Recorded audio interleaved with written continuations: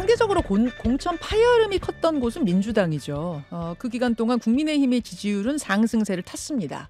그런데 양당 공천이 거의 마무리가 되면서 야당발 정권 심판론이 불붙고 있습니다. 그 불씨를 댕긴 건 이종섭 전 국방부 장관, 현 호주 대사입니다. 최상병 수사 외압 의혹으로 피의자 신분인 인물을 굳이 대사로 보내야만 했는가? 바로 이 부분인 건데, 자, 주춤하는 지지율, 국민의힘의 타겟책은 뭔지 지도부의 생각 지금부터 들어보죠. 국민의힘 비대위원이자 선대위의 부위원장도 맡으셨네요. 김경률 비대위원 오셨습니다. 어서 오십시오. 예, 반갑습니다. 어제 그러니까 김용태 후보가 경기 포천 가평 네. 이쪽에서 공천 확정이 되면서 네네. 지역구는 다 마무리가 됐네요. 예, 그렇게 알고 지역구 있습니다. 공천 254곳 다 마무리. 네네. 자, 점수를 매긴다면 84점. 85도 아니고 84는 왜 네, 84예요? 많이 고심을 했는데요. 예. 저희 당의 공천에 대해서 많은 말씀들이 있고, 저희 이제 한동훈 위원장께서도 시스템 공천임을 이제 자부하시고 하셨는데, 아무래도 아쉬운 점이라고 한다라면 예. 당 내부에서도 나오고 있습니다만은 저는 인력 풀의 문제, 이렇게 표현할 수도 있을 것 같은데, 애시당초 모집단 자체가 조금은 빈약하지 않았나. 예. 저는 이제 한번 이런 말씀을 드리고 싶은데, 국민 여러분들께서 국민의힘 공천자들을 보면서 야, 21대 공천자와 뭐가 다르냐, 좀 합리적이고 새로운 목소리들이 많이 들어왔냐 하면은 이게 조금 저희로서도 부족한 부분이고 불만인 부분이 있다라고 그러니까 생각합니다. 조용한 건 좋았는데 좀 큰 변화가 안 보인다 이런 얘기들 하시잖아요. 예. 그냥 그 사람이 그 사람 같다 뭐 이런 얘기도 하시고. 그렇죠. 제가 한 번은 이렇게 한동훈 위원장에게 조금은 그 mon한 질문을 했던 게, 예. 아니 위원장께서 지금 기자들을 만나서 내가 내 이름으로 한 명이라도 후보를 꽂았다는 소식을 들어본 적 있느냐, 이런 말을 이제 한 적이 있단 말입니다. 한동훈 위원장께서. 예, 그래서 예, 제가 반문을 한 게, 예. 아니 위원장님, 본인께서 인재영입 위원장이고 그리고 합리적이고 개혁적인 성향의 본인이 그런 인물들을 가져오려면 본인이 조금 공천에 뭐 개입이라고 해야 될까요? 개입이라면 약간 뭐 어폐는 있습니다만 적극적으로 나서야 되지 않습니까? 이런 질문을 한 적이 있거든요. 김경일 비대위원께서 예, 좀 당신이 좀 데려오고 더 적극적으로 해라. 아니 당 300명 네. 공천을 하기 위해선 대표에 그리고 인재영입 위원장의 입김이라고 하는 것은 그게 정상적인 경로인 한은 괜찮지 않냐 했더니, 그건 그런 뜻이 아니었다. 본인이 한 말은 내가 공천에 개입하지 않을 테니 다른 사람도 개입하지 말라, 그런 의미였다. 그런 의미에서 저는 약간 이런 부분에서 예. 조금은 몸이 건조한 그런, 결국 이제 인선에 있어서 맛이 있지 않았나. 예. 누군가의 이제 사천 소리를 들을 수도 있는, 오해를 살 수도 있는 개입이 없었다는 측면에서는 뭐 점수를 줄 수 있지만, 높은 점수 줄 수 있지만 변화, 혁신이 부족했다는 측면에서는 마이너스 16점.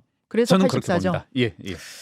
알겠습니다. 공천이 중간에 취소된 사람도 지금 있어요. 예. 장해찬, 도태우, 정우택. 예.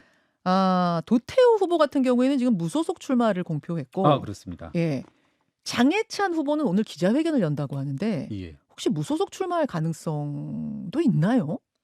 장해찬 후보가 그러진 않을 거라고 생각하고요. 뭐 어떻게 보면 윤석열 대통령 이렇게 당선에 그 청년 직역으로서 대단히 중요한 역할을 하신 분인데, 예. 제가 봤을 때 이제 장해찬 후보 같은 경우에는 개인적으로 많이 안타깝고 뭐라고 할까요? 억울한 측면이 있을 것 같아요.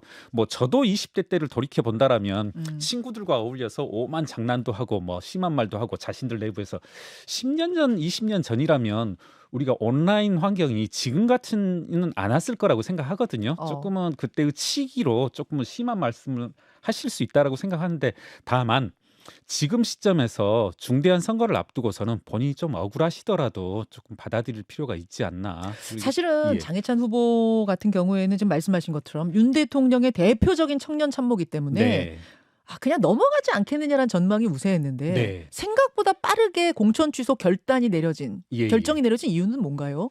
아무래도 뭐 그런 거지 않겠습니까? 제가 뭐 섣부르게 말씀하는 경향도 있을지 모르지만 수도권에서 저희 당 지지세가 조금은 뭐 고점을 찍은 이후로 좀 아. 하락세를 보이고 있는 그런 경향과 맞물리지 않았나 이렇게 생각을 합니다. 민심에 더 좀 귀를 기울여야 된다 뭐 이런 그렇습니다. 예, 위기론. 예, 아무래도 말씀하신 것처럼 음. 이종섭 전 국방부 장관 그리고 도태우 후보 음. 막말 이런 것들과 맞물려서 수도권의 민심 이반과 음. 맞물려서 이런 결정을 하지 않았나 이렇게 생각합니다. 근데 이제 도태우 변호사 같은 경우에는 박근혜 전 대통령 변호했고 또 네. 장해찬 전 최고는 지금 말씀드린 대로 윤 대통령의 청년 참모고 이러다 보니까 TK 지지자들 사이에서는 또 불만이 좀 나오더라고요. 박심, 윤심을 뒤엎은 공천 취소다.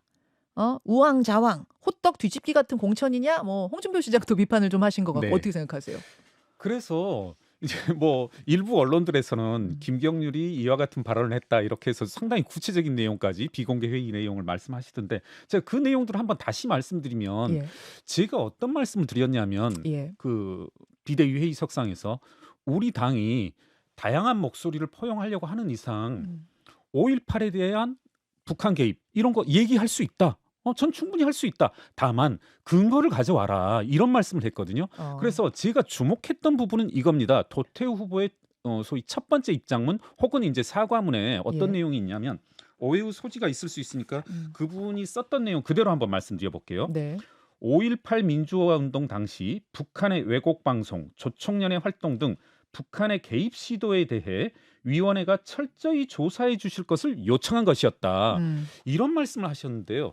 제가 주목한 부분은 이겁니다.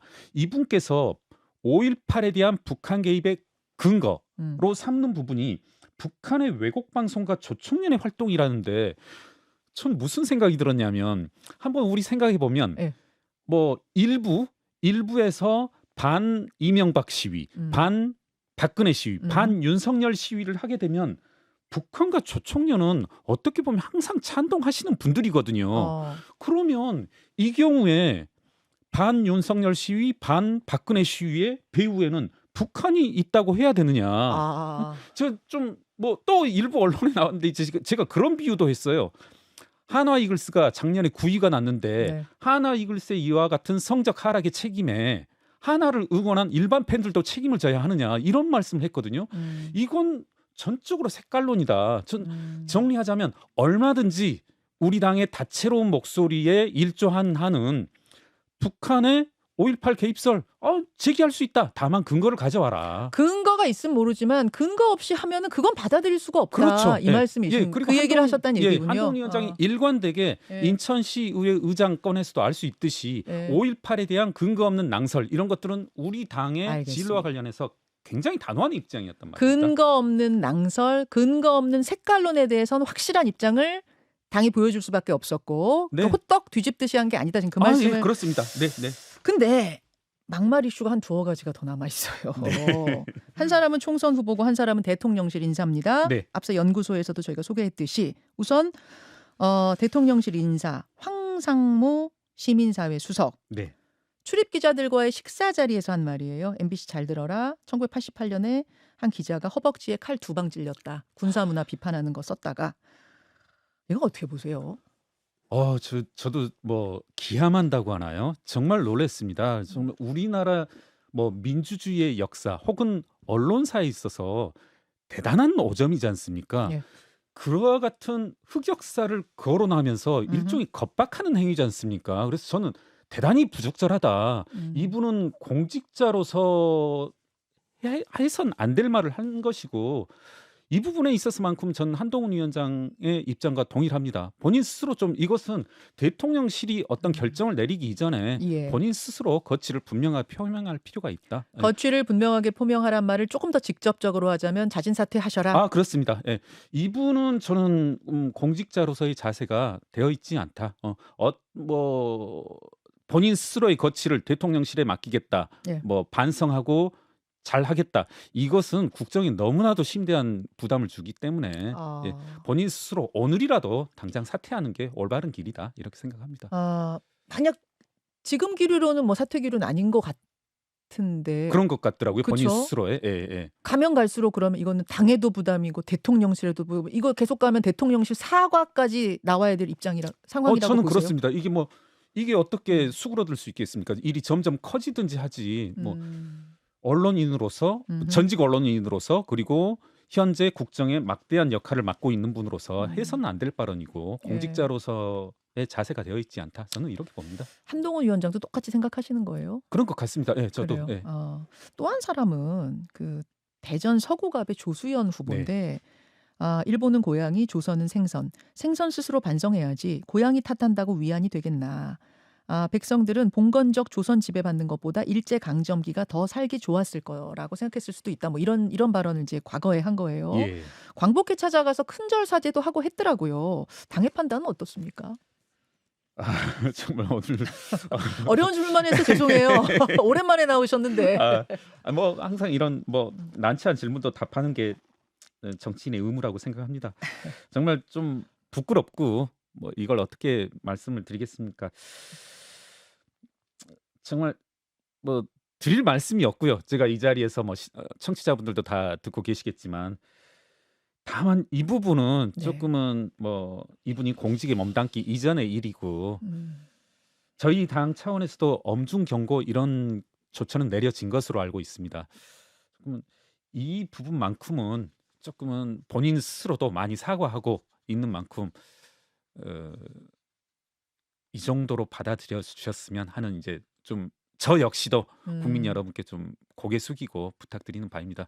있어서는 안 될 발언이라는 데는 동의합니다. 예. 서수연 후보까지는 그래도 공천 가자는 분위기 쪽인 것 같군요. 예. 기류가. 그러니까 제가 사실은 예, 예. 뭐 오늘 정말 뭐 조수연 후보. 사적인 이야기들을 많이 하는데 예. 한동훈 위원장께 그런 말씀을 드렸어요. 이렇게 길 가다가 광주 이렇게 유세 현장에서 이렇게 예, 가다가 우리 민주당보다는 한 명이라도 더 부적절한 발언에 대해서 커트 해 나갑시다. 그게 우리가 민주당과 비교해 나가면서 우위에 선다는 것보다 뭐 그들보다는 좀 잘 돼야 되지 않겠습니까? 했더니 예. 우리가 지금 현재 몇 명이 더 앞서 있다 이런 말씀 하던데 예, 뭐 너무 심각하게 듣지는 마십시오. 예, 뭐. 몇 명이 앞서 있다는 건 몇 명 더 잘랐다 그 얘기예요? 예. 그래서 조금은 저희들도 많은 고심을 하고 있고 뭐 저희들의 그러한 난처한 점 저희들이 뭐 저희 당이 이런 분들을 뭐 옹호하지는 않습니다. 예. 사실은 김경률 비대위원이 이제 지도부 회의에서 계속 이제 막말 후보에 대해서 강하게 대처하자는 걸 계속 주장해서 또 당 강성 지지자들한테는 욕 많이 드시는 걸로 알아요, 제가. 엄청나게 듣고 있습니다. 엄청나게 들어. 문자 폭탄 와요? 오고 있습니다. 예. 아주 시원하게 욕도 해주시는 분도 계시고. 그런 김경률 비대위원한테 계속 난처한 질문해서 좀 조금 안 됐습니다만 어제 선대위 첫 번째 회의에도 참석하셨죠? 보니까 네. 저도 참석해야 되냐 물었더니 예. 어제는 위원장급들만 모이는 그런 자리였다고 합니다. 그래서 그렇군요. 저도 상견례 정도로 알고 있었습니다. 그렇군요. 네, 저희는. 어제는 그럼 선대위원장들 네. 그러면 한동훈, 윤재옥, 뭐 안철수, 나경원, 원희룡 예, 이렇게 모여서 네네. 근데 꽤 길게 진행이 됐더라고요. 저도 상견례 정도인 줄 알았는데 저도 놀랐습니다. 그렇더라고요. 예정에는 없었던 걸로 알고 있습니다. 그런 논의들이. 왜 길어졌겠습니까, 여러분? 결국 지금의 판세가 예. 심상치 않다라고 지금 선대위원장들도 다 느끼고 있는 거 아니에요? 맞습니다. 예. 그렇죠? 무슨 건 때문인지라고 말씀하지 않으셔도 저도 느낄 수 있었던 게 뭐 금요일, 토요일, 일요일 상당히 많은 분들이 네. 그 건에 대해서 저에게 아주 긴밀하게 좀 위급하게 말씀들을 많이 하셨습니다. 자, 그 건. 예. 그 건. 예. 여러분 다 아시는 그 건입니다. 예, 그렇습니다. 이종섭 전 국방부 장관의 호주 대사 임명권. 예. 지도부들끼리 뭐 꼭 회의석상 아니어도 예. 뭐 온라인을 통해서든 유선을 통해서든 긴박하게 계속 긴밀하고 긴박하게 논의하고 계실 텐데 예. 어떻게 지금 이야기가 돼 왔고 어떻게 결론이 났습니까? 한번 뭐 어제 이 보도에 나오기 직전에 네. 갑자기 기자분들이 몇 통 전화를 하셨어요. 그래서 같은 질문을 하시더라고요. 비대위 혹은 선대위에서 이종섭 전 장관 건에 대해서 논의한 바 있냐. 그래서 아까 말씀드렸듯이 제가 선대위 회의는 못 들어갔고 비대위 회의에서 논의된 바는 없다. 다만 말씀하신 것처럼 1대1로 우리가 이렇게 10명의 뭐 회의석상 이런 그룹이 있다라면 우리 고등학교 수업에서 조합이라고 하나요? 한 명 한 명 이렇게 엮여지는 대화는 정말 뭐 거의 네. 경우의 수 전체라고 할 정도로 그렇게 1대1로 전화 통화들이 있었습니다. 그러니까 뭐라고 해야 될까요? 회의석상에서 말하기는 꺼내놓기는 힘들지만 다들 위기감을 느껴서 서로서로는 그렇죠. 통화하는 그런 상황이었었고 A하고 B가 통화하고 B하고 C가 통화하고 또 그렇습니다. C하고 A가 예. 통화하고 뭐 이런 거죠. 예. 예. 그리고 감히 말씀드리건대 한동훈 위원장이 말씀하신 내용과 거의 동일한 내용들을 다 공감하고 있었다고 해야 한동훈 될까요? 위원장이 말씀하신 내용이 뭐죠? 음. 간단히 키워드로 한다라면 이종섭 전 장관에 대한 소환, 음. 그리고 즉각적인 소환에 응하는 귀국, 네. 그리고 황상무 수석에 대해서 예, 거취 표명. 예. 아까 이런 그 거라고 할 수 있을 것 황상무 같습니다. 수석 거취 표명은 자진 사퇴 의미라고 네, 하셨고 그렇습니다. 예. 이종섭 대사의 소환과 귀국은 네. 그냥 소환과 귀국인 거기까진 거예요? 예. 아니면 예. 이분도 거취 결정까지도 해야 된다고 대사로서의 거취 결정도 해야 된다고 보세요? 음. 개인적인 의견을 여쭙는 건가요? 아니면 우선 개인적인 의견입니다. 저는 뭐 한동훈 위원장이 말한 입장 우선 저도 거기까지만 한번 생각을 하고 이게 여러 파장이 있고 어떤 식으로 퍼져나갈지 모르기 때문에 일단은 한동훈 위원장이 말씀하신 내용에 대해서 전적으로 공감을 하고요. 일단 예. 소환 일단 들어오라고 부르고 네. 들어오셔라. 예, 공수처 역시도 조금은 지금 영산 및 여권 일각에서는 네. 지금 공수처의 농간이다, 야권의 뭐라고 할까요, 공작이다 이런 표현이 나오고 있거든요. 예. 전 좀 그 부분에 대해서 야권 혹은 공수처도 좀 일각에 예. 그와 같은 오해를 불식시키기 위해서라도 즉각적인 좀 소환 요청을 해야 된다. 예. 그러니까 공수처가 좀 소환해라. 그리고 이종섭 전 장관은 지금 모 언론에서의 단독 인터뷰에서 나왔습니다만은 네. 본인 언제든지 부르면 오겠다라고 한 만큼 음. 즉각적으로 좀 기국을 해서 조사를 받고 일련에 있을 수 있는 오해들 그리고 의혹들을 풀어나갈 필요가 있다. 이렇게 말씀드리고 싶습니다. 그럼 어제 한동훈 위원장의 발언 예. 소환하고 귀국해라라는 발언은 해임해라라는 뜻은 아니에요? 아니었던 거예요? 아직까지는 아닌 것으로 알고 있습니다. 일단 예. 귀국해서 말하는 거 좀 들어보자 뭐 이거예요? 예, 예. 그 저는 이런 생각이 들더라고요. 이 사건 대단히 예. 큰 파장을 불러일으키고 있는 이 사건이 이게 자칫 오해될 수 있습니다만은 우리 이제 그 해병대 최상병, 예. 최상병이 이른바 대민 지원을 나갔다가 이제 죽음에 이른 그런 사건이잖아요. 그렇죠. 예. 저는 이 사건 자체에 국방장관이 개입했을 이유도 없고 여권도 그와 같은 가능성이 불가능하고 대통령실도 당연하고요. 그런데 이 같은 사건이 어떻게 해서 일파만파 크나큰 사건이 됐는지 그 과정을 일련의 사람들 이종섭 전 장관을 비롯해서 조금 반성할 필요가 있다. 그리고 그 부분에 대해서는 스스로가 조금 소명할 필요가 있다. 예. 예. 그러니까 최상병이 수해에서 비극적인 일을 당하고 네. 그걸 왜 이렇게 위험한 일을 하게 됐는가 안전 장치도 없이 이걸 수사하는 과정에서 벌어진 뭔가 그것들이잖아요. 그렇죠. 지금 예. 그 불투명함들 예. 그것을 지금 해소해라라는 건데 그렇습니다. 예. 일단은 들어와서 해소하는 걸 보고 해임인지 아닌지는 결정하겠다 이렇게 정리하면 됩니까? 예, 그렇습니다. 예. 알겠습니다. 판세 얘기를 잠깐 해야 되는데 아까 수도권 위기론 이야기하셨어요. 어느 정도 위기론 느끼세요?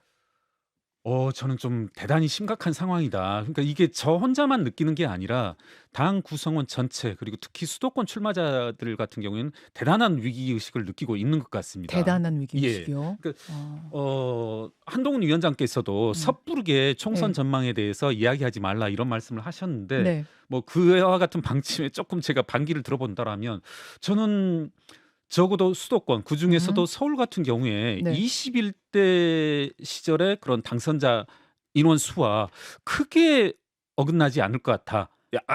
예.